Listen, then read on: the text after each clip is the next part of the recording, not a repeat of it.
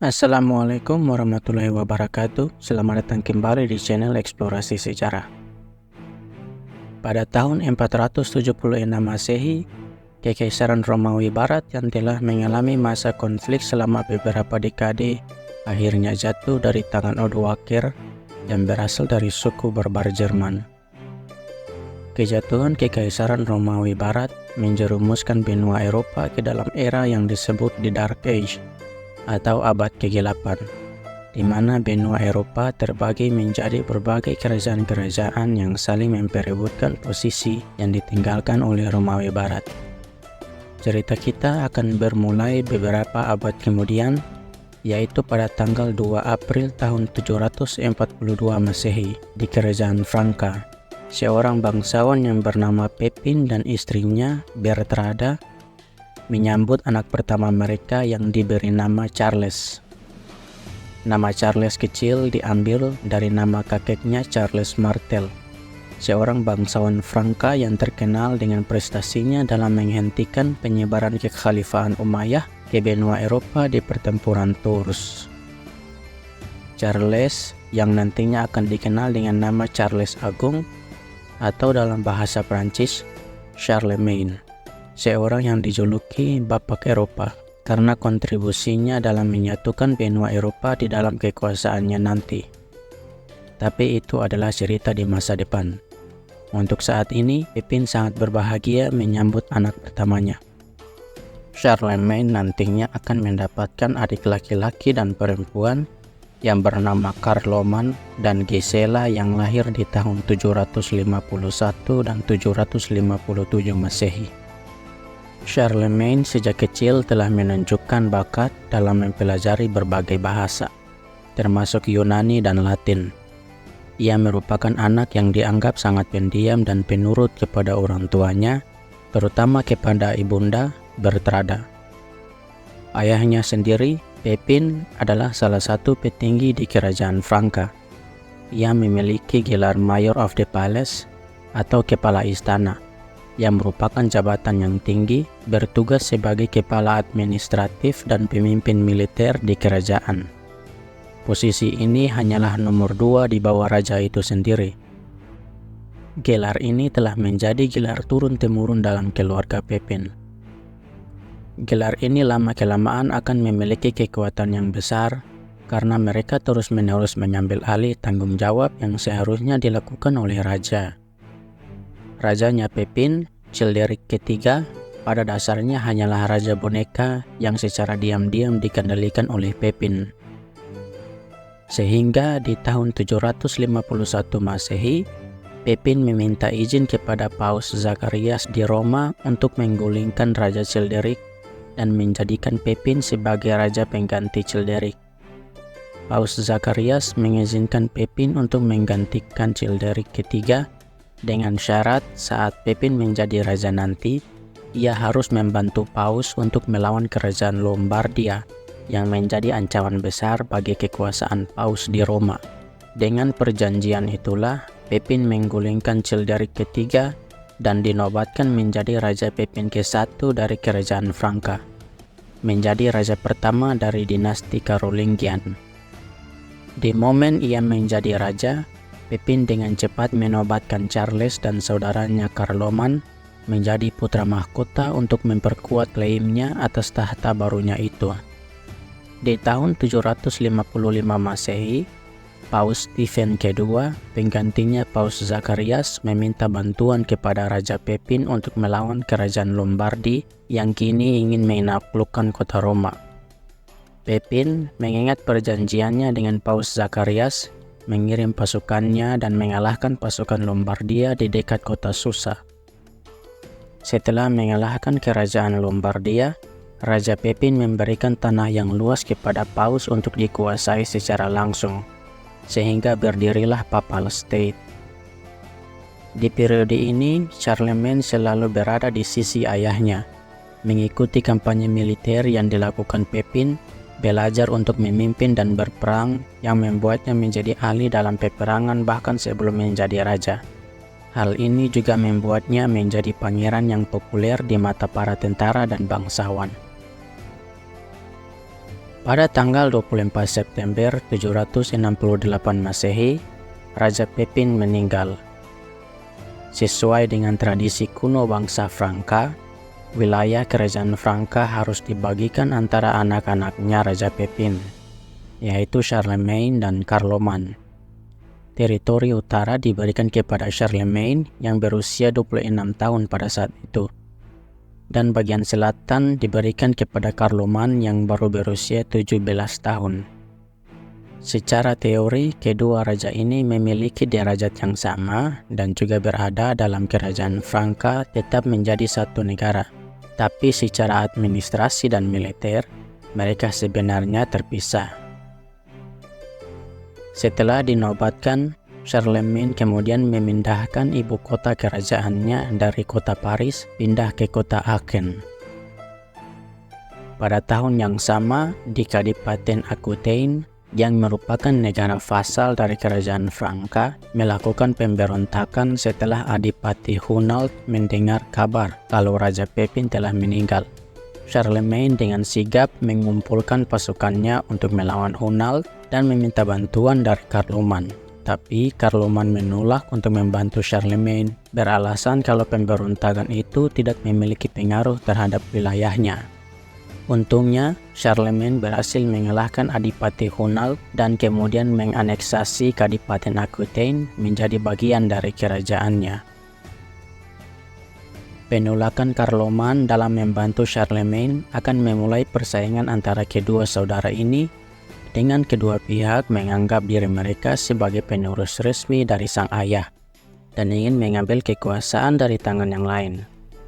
Untungnya ada Destrada, ibunda dari kedua raja ini, yang menjaga agar keduanya tidak melakukan peperangan. Destrada sendiri lebih memilih Charlemagne sebagai anak favoritnya. Karena itu, ia secara diam-diam membantu Charlemagne untuk mendapatkan posisi yang lebih kuat dari Carloman. Oleh karena itu, atas bujukan dari ibunya, Charlemagne beraliansi dengan Raja Desiderius dari kerajaan Lombardia. Aliansi akan diresmikan dengan Charlemagne menikahi putri Raja Desiderata pada tahun 770 Masehi. Tapi dengan alasan yang kurang jelas, Charlemagne menceraikan Desiderata dan menikah lagi dengan putri bangsawan terkenal dari Swabia yang bernama Hildegard. Hal ini tentu saja sangat membuat marah Raja Desiderius, yang kemudian membentuk aliansi dengan Carloman dan bersiap-siap untuk menyerang Charlemagne. Tapi aliansi ini akan menjadi hal yang sia-sia karena beberapa bulan kemudian, di tanggal 4 Desember tahun 771 Masehi, Carloman meninggal. Charlemagne kemudian mengambil alih wilayah kekuasaan adiknya itu dan mempersatukan kembali kerajaan Franka. Peperangan antara Charlemagne dan Desiderius pun gagal terjadi, tetapi digantikan dengan perang dingin di antara kedua raja ini.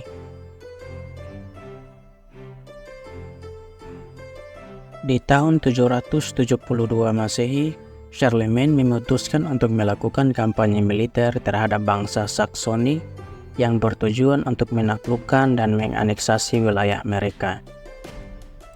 Bangsa Sakson pada saat itu masih menganut agama pagan yang menyembah dewa-dewi dari mitologi Nordik, yang menjadi alasan sempurna bagi Charlemagne sebagai seorang Katolik untuk melakukan peperangan. Charlemagne menginvasi wilayah Sakson sampai ke kota Paderborn, di mana ia membakar pilar sekaligus simbol suci orang-orang Sakson yang bernama Irminsul. Kampanye militer di Saksoni inilah sangat brutal dan dipenuhi dengan pembantaian massal, pembakaran, dan banyak sekali hal-hal tidak manusiawi yang terjadi. Tetapi Charlemagne berhasil menaklukkan banyak wilayah dan memperluas daerah kekuasaannya. Sementara itu, di tahun 773 Masehi, Paus Adrian meminta bantuan kepada Charlemagne karena daerahnya diserang oleh Raja Desiderius. Charlemagne menerima permintaan Paus itu dan mengirim pasukannya ke Lombardia dan mengepung ibu kota mereka di Pavia. Anaknya Raja Desiderius, Adelchis, melarikan diri ke Konstantinopel untuk meminta bantuan kepada Kaisar Konstantin kelima, yang sayangnya tidak diterima oleh Kaisar. Raja Desiderius akan menyerah kepada Charlemagne di tahun 744 Masehi. Ia akan diasingkan dan kerajaan Lombardia akan dianeksasi oleh Charlemagne, sekali lagi memperluas wilayah kekuasaannya. Ia juga akan melakukan kampanye militer ke arah Spanyol, melawan dinasti Umayyah yang dipimpin oleh Abdurrahman pertama. Sayangnya bagi Charlemagne, pasukannya dikalahkan oleh pasukan Abdurrahman pada pertempuran jalur Gunung Roncesvalles, membuat Charlemagne menaklukkan wilayah kecil di sekitar pegunungan Pyrenea saja. Kampanye militer di daerah Jerman juga akan terus berlangsung. Ia menaklukkan Bavaria, Carinthia, bahkan menaklukkan banyak wilayah yang dikuasai bangsa Avar, menaklukkan wilayah Kroasia dan Bosnia. Di wilayah utara, kampanye militernya atas bangsa Sakson membawanya sampai ke Denmark, bahkan sampai sejauh perbatasan Polandia.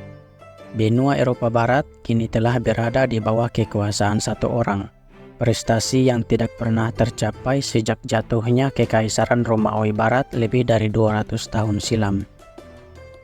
Demi memperkuat kekuasaannya di wilayah itu, Charlemagne membangun banyak benteng-benteng dan menempatkan tentara garnison di benteng-benteng itu. Di tahun 783 Masehi, istrinya Charlemagne, Hildegarde, meninggal setelah melahirkan anak ke-9 mereka. Ya, si Hilde ini punya anak 9. Sebuah pencapaian yang luar biasa mengingat kondisi teknologi medis yang kurang pada masa itu. Anak-anak Charlemagne dari Hildegarde adalah Charles Muda, Adalhaid, Rortrude, Carloman, Louis, Lothair, Bertha, Gisela, dan Hildegarde. Setelah melakukan pemakaman yang besar-besaran, Charlemagne memutuskan untuk menikah lagi dengan seorang yang bernama Fastrada di tahun yang sama, menjadi istri ketiga Charlemagne. Fastrada juga nantinya akan meninggal di tahun 794 setelah melahirkan 2 anak, Theodrada dan Hiltrude. Charlemagne akan menikah untuk yang terakhir kalinya dengan seorang yang bernama Liutgard, menjadi istri keempatnya Charlemagne. Selama masa kampanye militernya, ia juga melakukan penyebaran agama Kristen Katolik ke daerah-daerah yang ia taklukkan, membawa prestasi besar kepada Charlemagne di mata orang-orang Katolik, terutama Paus di Roma. Oleh sebab itu, pada hari Natal tanggal 25 Desember tahun 800 Masehi, Charlemagne dimahkotakan oleh Paus Leo ketiga sebagai Imperator Romanorum, Emperor of the Roman, atau Kaisar Romawi. Yang banyak ahli sejarah berpendapat bahwa di saat inilah Kekaisaran Romawi Suci didirikan dengan Charlemagne sebagai kaisar pertamanya. Sebenarnya posisi Kaisar Romawi hanya dipegang oleh Kaisar di Romawi Timur dengan ibu kota mereka di Konstantinopel. Tapi karena pada saat itu Kekaisaran Romawi Timur sedang dipimpin oleh seorang wanita, yaitu Maharani Irene dari Athena. Kalian tahulah, di masa itu perempuan dianggap tidak memiliki kemampuan untuk memimpin. Maka dari itu, Paus Leo ketiga menganggap bahwa posisi Kaisar Romawi sedang kosong, sehingga ia memberikan posisi itu kepada Charlemagne. Keputusan yang sangat diprotes keras oleh petinggi di Kekaisaran Romawi Timur. Tapi karena mereka juga sedang berada dalam masa peperangan melawan Bulgaria, mereka tidak bisa melakukan apa-apa kepada Paus Leo dan Charlemagne. Karena peristiwa inilah, rivalitas antara Kaisar Romawi Suci dengan Kekaisaran Romawi Timur pun dimulai, dengan kedua pihak menganggap diri mereka sebagai penerus Kekaisaran Romawinya Kaisar Augustus. Tapi menurut saya Romawi Timur memiliki klaim yang lebih besar daripada Romawi Suci. Setelah menjadi Kaisar Romawi, Charlemagne membuat sebuah proposal di mana ia akan menikahi Maharani Irene di Romawi Timur, untuk mempersatukan kekaisaran mereka, yang pada dasarnya akan mempersatukan wilayah-wilayah bekas kekuasaan Romawi kuno. Kebetulan juga istri keempat Charlemagne telah meninggal. Proposal ini dilihat oleh Irene dengan ketertarikan yang kuat, tapi sayang bagi keduanya, kekuasaan Maharani Irene nantinya akan digulingkan oleh petinggi negara di Konstantinopel dan digantikan oleh Kaisar Nikephoros, membuat proposal Charlemagne dibatalkan. Sejak dinobatkan menjadi Kaisar Romawi, Kerajaan Franka pun berganti nama menjadi Kekaisaran Karoling atau Romawi Suci, tergantung dari siapa yang ingin memanggil mereka. Intinya, kekaisaran memasuki periode Renaissance atau kebangkitan di bawah kepemimpinan Charlemagne. Masa pemerintahannya yang masyhur terkenal sampai ke seluruh dunia. Bahkan pada tahun 802 Masehi, Khalifah Harun al-Rashid dari Kekhalifahan Abbasiyah memberikan hadiah berupa gajah yang dinamai Abul Abbas yang didatangkan langsung dari India kepada Charlemagne. Peristiwa yang memulai hubungan diplomatik antara Kekaisaran Katolik dan Kekhalifahan Muslim ini. Kemasyhuran kekaisaran tidak lepas dari berbagai reformasi yang dilakukan oleh Charlemagne. Ia melakukan banyak reformasi di bidang administrasi, di mana ia memperkenalkan kembali bahasa Latin sebagai bahasa resmi pemerintahan.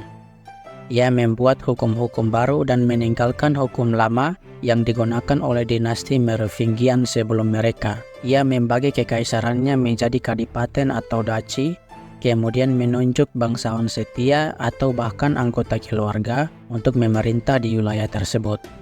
Hal ini bertujuan untuk memperkuat pemerintahan pusat dan lokal, juga mempermudah administrasi di tingkat regional.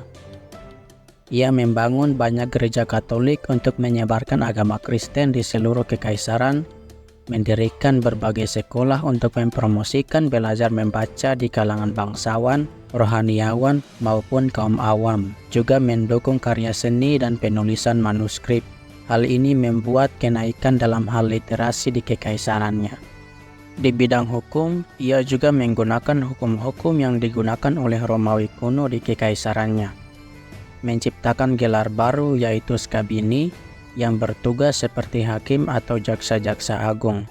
Mereka akan datang ke setiap kadipaten untuk memantau dan membuat hukum-hukum kaisar dipatuhi dengan jelas, baik itu bangsawan ataupun kaum awam.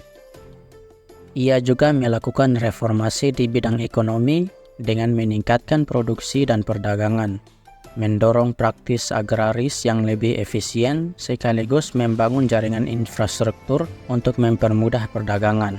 Ia merenovasi berbagai jalan-jalan kuno peninggalan orang-orang Romawi yang masih berfungsi. Hal kunci yang membuat pemerintahannya efektif dan menjadi perhatian utama bagi Charlemagne adalah pasukannya. Setiap penduduk kekaisaran harus melayani dalam pasukan ketika kaisar memanggil. Penting bagi Charlemagne untuk mencari cara mendukung pasukannya, terutama kavaleri berbaju besi yang menjadi pasukan utama di tentaranya. Ia melakukan ini dengan memberikan sebidang tanah kepada para bawahannya yang memungkinkan mereka untuk melayani di pasukan tanpa beban keuangan. Uang yang diperlukan untuk menjalankan pemerintahan berasal dari berbagai sumber seperti hasil perang, pendapatan dari tanah milik kaisar, denda dari kasus hukum, pajak perdagangan, hadiah dari bangsawan, dan pajak langsung dari rakyat. Hal ini dimungkinkan oleh reformasi yang dilakukan Charlemagne, membuat kekaisaran Karolingian menjadi negara adidaya di masanya. Pada tahun 814 Masehi, setelah 46 tahun berkuasa, Kaisar Charlemagne meninggal di usia 66 tahun. Kekaisaran akan diteruskan oleh Louis yang diberi gelar Louis Dipayas atau Louis yang saleh. Nah, sampai di sinilah pembahasan kita tentang Charlemagne, seorang kaisar yang dijuluki Bapak Eropa ini. Jika ada kekurangan, saya mohon maaf. Terima kasih telah menonton dan sampai jumpa di video selanjutnya. Assalamualaikum warahmatullahi wabarakatuh.